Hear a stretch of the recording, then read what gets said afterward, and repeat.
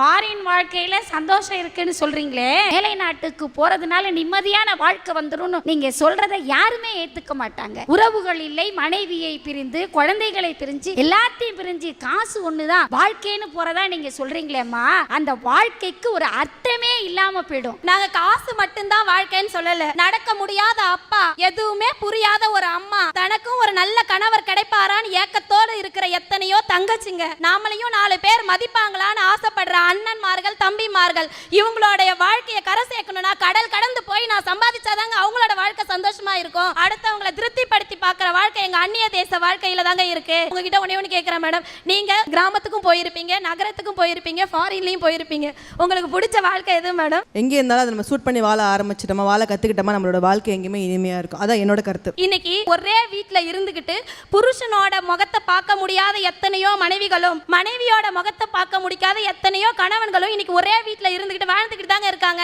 ஆனா எங்க ஃபாரின்ல அப்படி கிடையாது. பிடிச்சா வாழ்வோம், பிடிக்கலன்னா போய்கிட்டே இரு அப்படின்னு சந்தோஷமா வாழ்ற ஒரு வாழ்க்கை அங்கதாங்க கிடைக்குது.